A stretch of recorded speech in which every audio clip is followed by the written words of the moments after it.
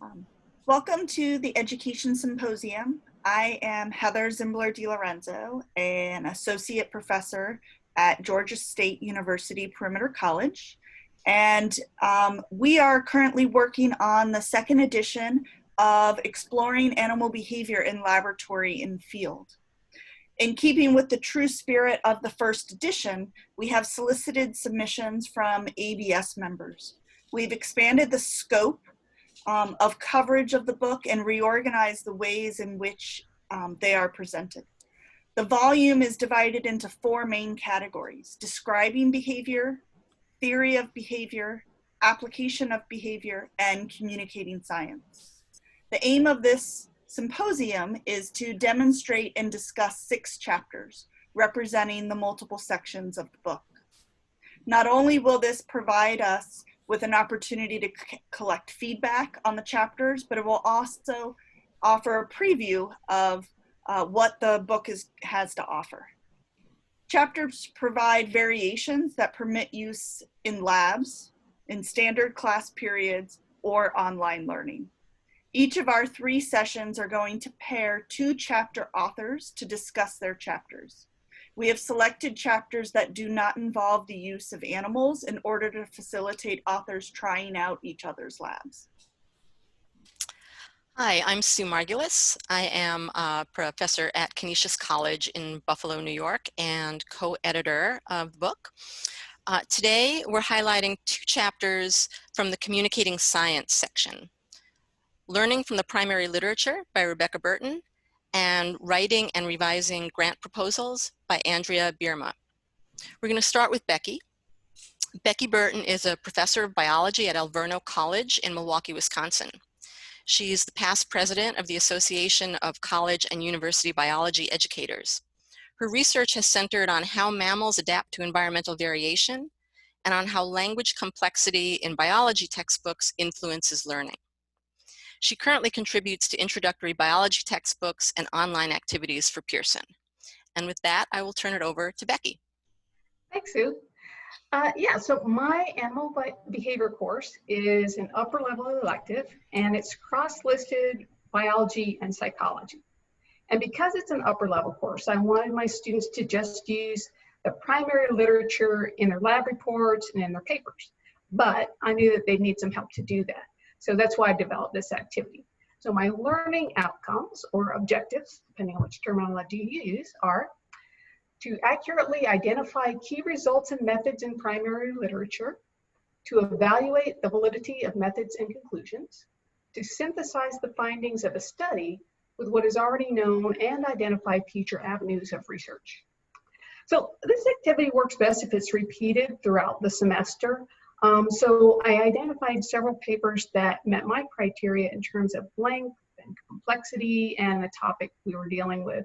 I also provide some advice for faculty if they have a paper that they want to use for various reasons, but it's a little more complex than students might usually be used to. So before I even start on this with the students, I introduce them to the primary literature in animal behavior.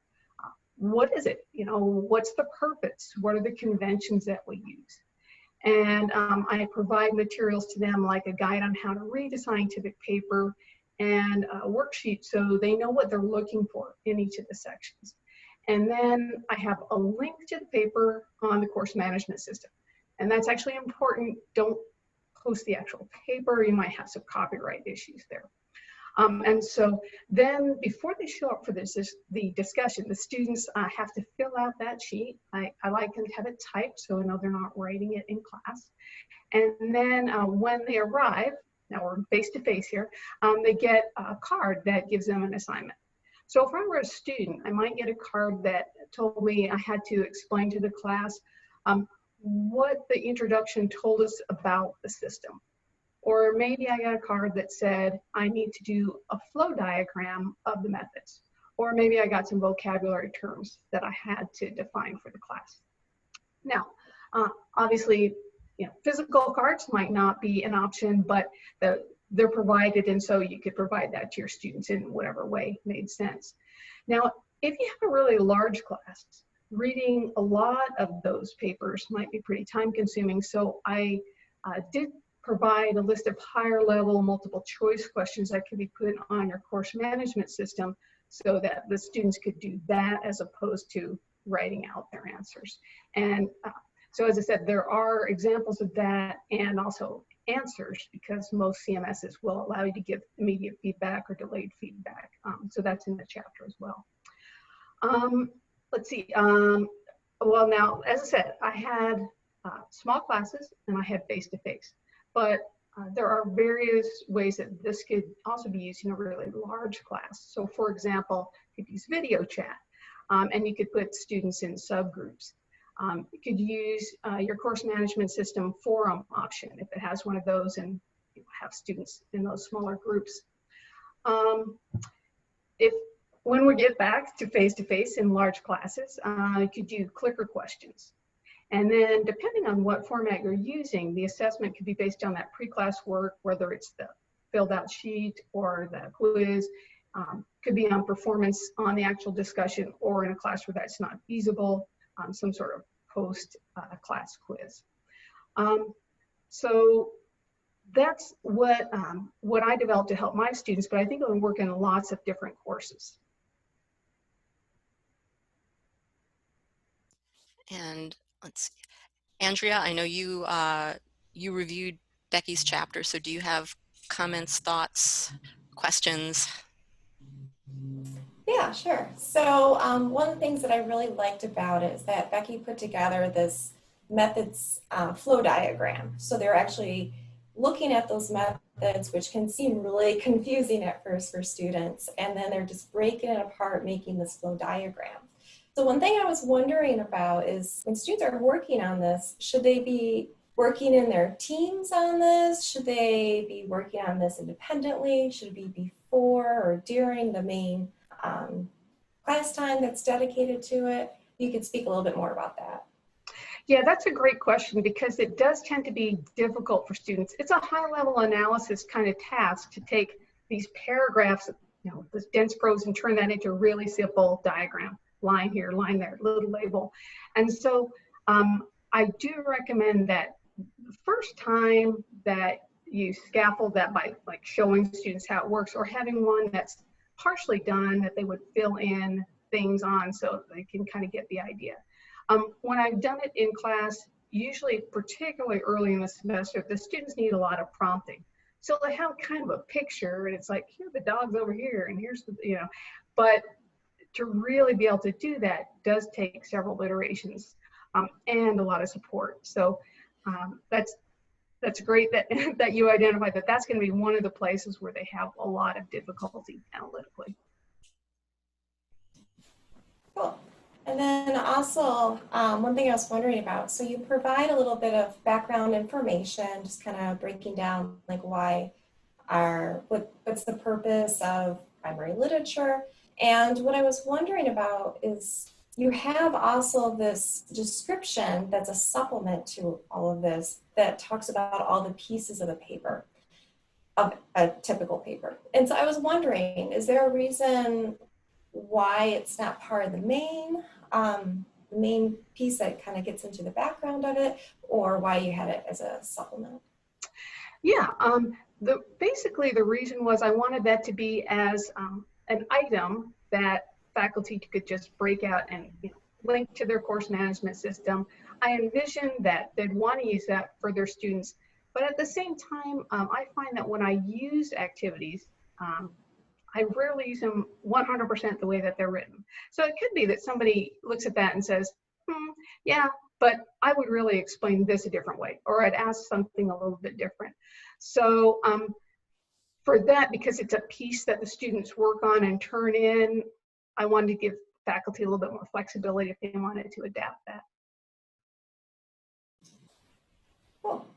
So I was also wondering about too, and you mentioned this, that you provided some multiple choice questions that students could do. And so when you created these, they seem pretty detailed. Were there particular papers or multiple different papers?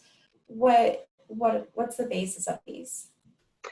Yeah, what I wanted to do there was show how a multiple choice question could really get at some higher levels of thinking. And so what I did was, for each of those questions is based on one paper. It gives a little variety too. So, there's one there on honest signaling that's about, it forces them to think about, well, what must an honest signaling be to be effective? Or there's another one, the questions are about one on comparing wolves and dogs in terms of their cognitive ability. And so each one of the questions, they are pretty lengthy, is based on one of those papers that are on the list of suggested papers. Also, the methods flow diagram is based on one of those papers that I suggest. Cool. So that's pretty much the questions that I had, but one thing I wanted to point out too is that, as so many of us are now trying to figure out how to teach online, this activity works very well for that. So you can do Teams online, as Becky was talking about. Another thing that I wanted to point out too is that if you're trying to do what she was talking about with these assignment cards, so they're physical cards that you can just hand out so that everyone knows what they're doing. You could also set something up in your online learning management system where you use the group function and you make groups of one. And so what happens then is that a student can either decide what thing they want to do, and so it's kind of a first come, first serve, or you can just randomly assign them that too. So you could do this where you have groups of one, it'll put them not only into a particular team, but also into their assigned role during that. So definitely there's lots of different things we can do for online. So thanks for sharing. Great advice. Yeah, I've never used that function. Thanks. And can I ask one sort of follow-up question? One challenge I always have is finding papers that are at the right level for undergraduates. And I teach freshmen, so they've got to be very basic. And I really appreciated the list that you put together of articles, including some recent ones. So it's not just articles from 20 years ago that you've been using for 20 years. Some of them are brand new. Do you have any suggestions for how to find appropriate articles, or some guidelines for what makes for a good article for students to work on? Usually the first thing I do is I look at the results, because if the results aren't going to be like, we can pick out, oh, okay, this is a bar graph, or something like that. If it's something that is really going to take them an hour to even understand the results, then I don't usually bother with that paper.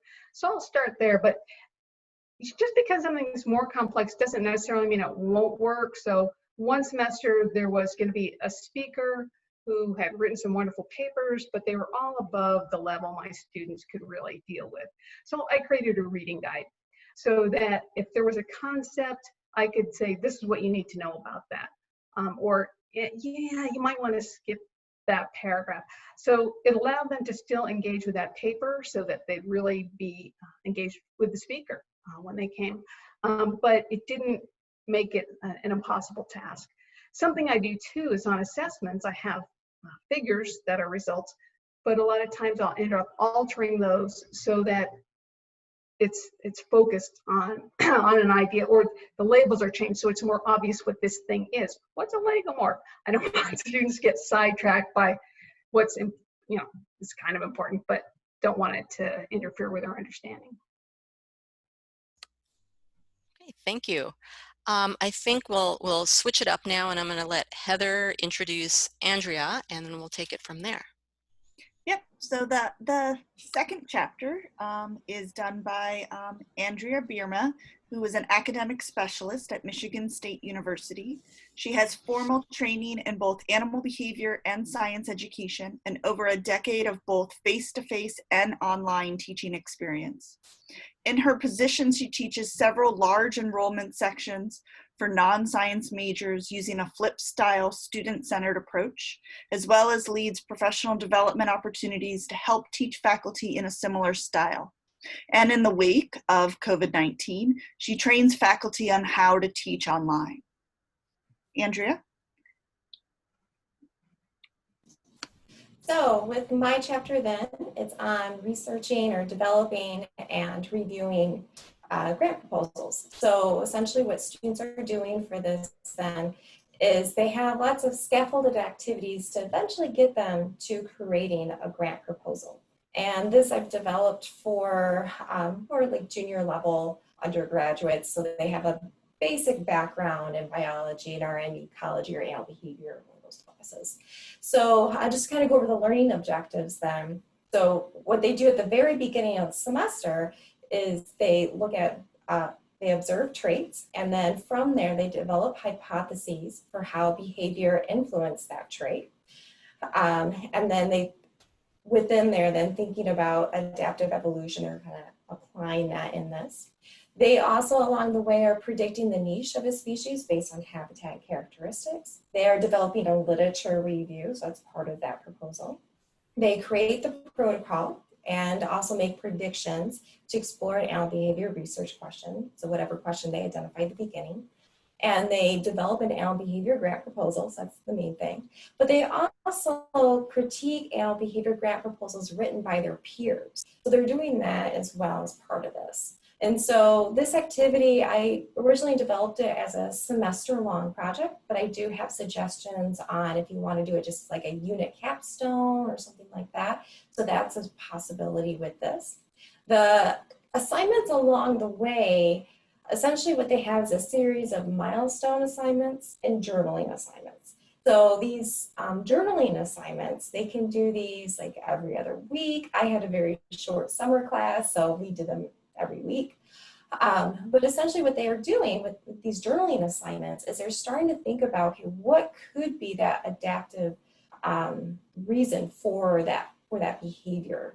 So why would that be selected? And so they start applying the different concepts described in class to it, trying to start making predictions about what's going on. So they do that throughout the semester. And that's what part of what these journaling assignments do. So it's not only geared towards developing that proposal, but it helps them really think about, okay, what did I learn in class? Why does all this really matter? So it helps with that as well. And then we also have, and then I provided some examples in there too that you can use, but obviously don't have to use. It's up to how your class is set up. And then we have a series of milestone assignments. So these are kind of these bigger assignments to get them working on that grant proposal. So they do have the instructions right away of what goes in that grant proposal. They can refer to that as needed.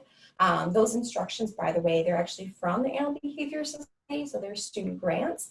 The instructions are pulled from that. And the reason why I use that is because they lay out very nicely what actually goes in each section. So it's very detailed and it's pretty brief. So it's only 5 pages, but 1 page is the budget, a page is references. So it's really only 3 pages of text. So it's a pretty easy, brief introduction. I should say easy because it's still really hard for students to kind of wrap their heads around, but it helps as that introduction to it.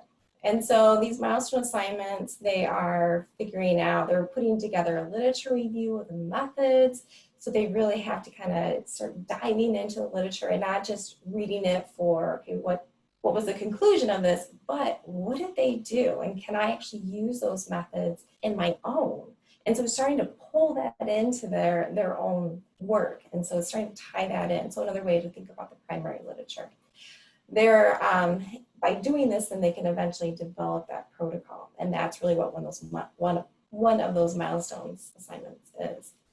For another one, then they're starting to work on that abstract. So they develop this abstract. And then in addition to developing that abstract, they use that abstract and then practice reviewing each other's work.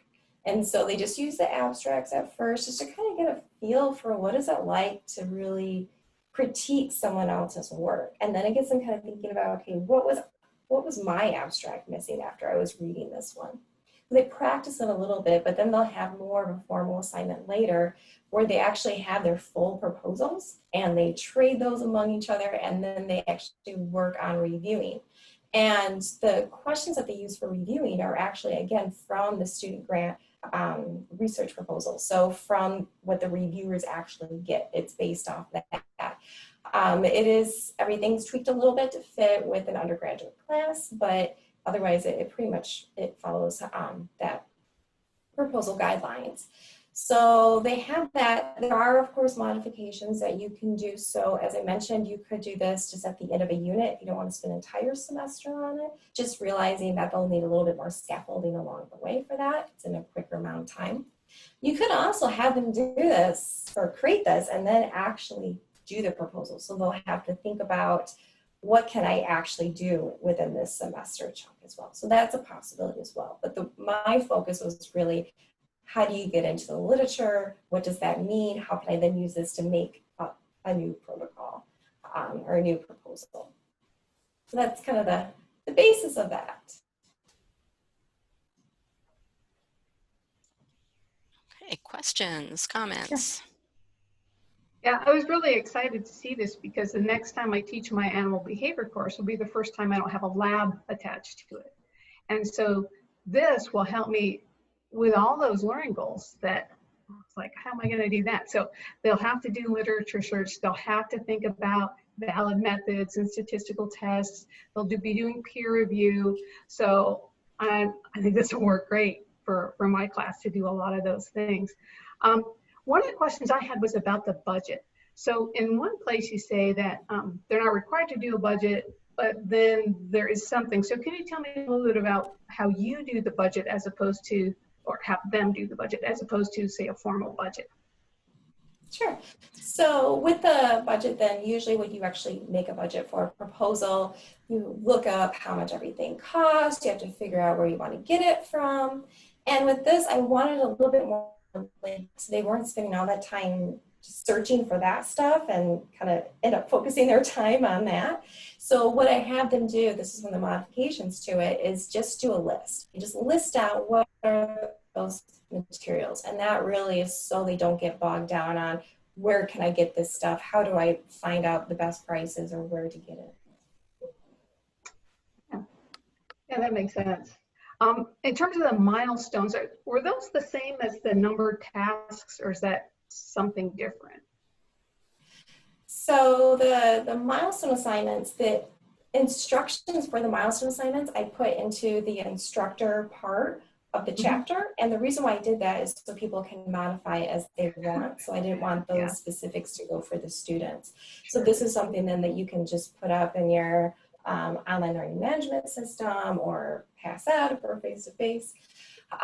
But yeah, so what these are then, they're just really just a few big blocks. And then there's some other things going along the way as well. So one of them, like one of these number tasks I have in there is that they actually have to go and observe some behaviors, whether it's they're physically outside or they're watching videos, something to do that. So that's something that actually will then lead into a journaling assignment, their very first journaling assignment.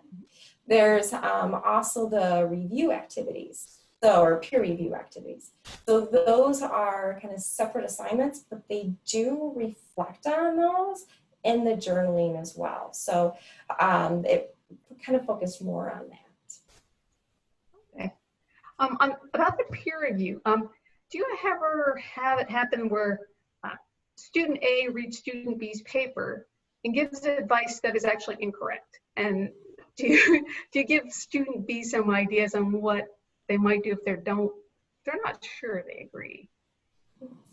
I do once in a while will have a student approach me and say, you know, this other student told me to do this, but I don't think I have to. So what do you think?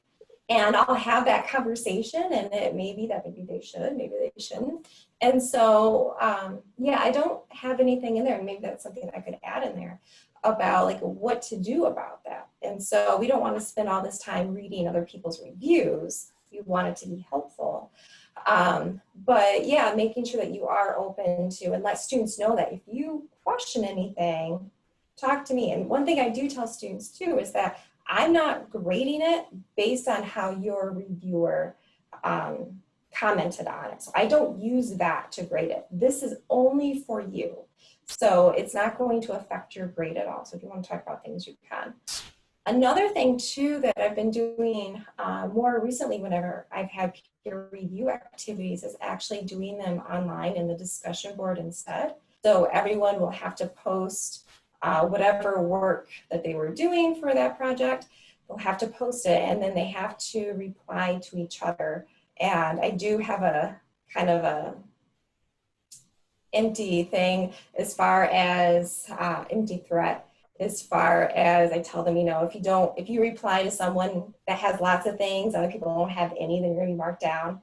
I don't actually look for that, but it does kind of help them make sure that everyone has some sort of feedback.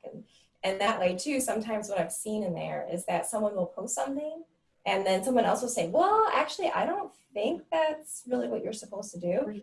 And then there'll be this back and forth conversation with different students. So they're figuring it out amongst each other what is supposed to go in there, which is helpful. So it's not just one person doing this and giving feedback.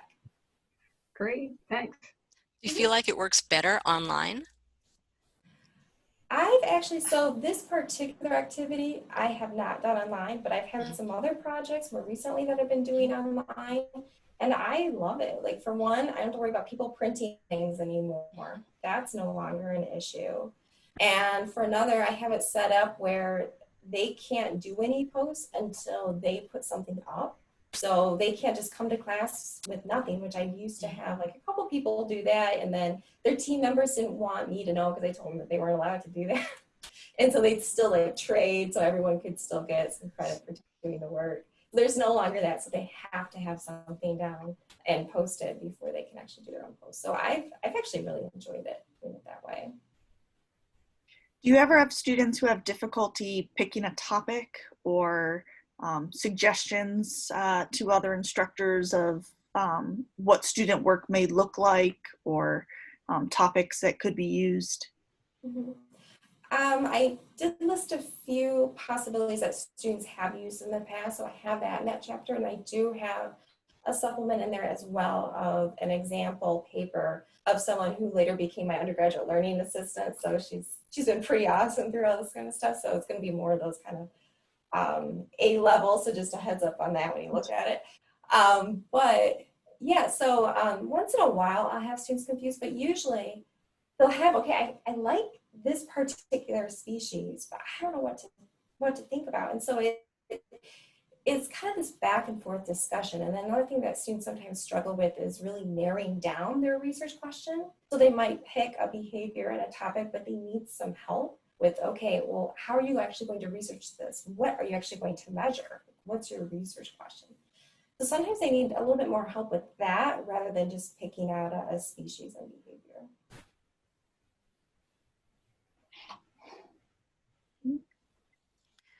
Okay, well, I think this was a great first session. We hope that everyone will join us for all of the chapter presentations that will take place during this workshop symposium. I want to thank Becky and Andrea both for their contributions to the lab manual and for their willingness to participate in this virtual discussion. We hope that many of you will choose to use some exercises from the new lab manual when it is available.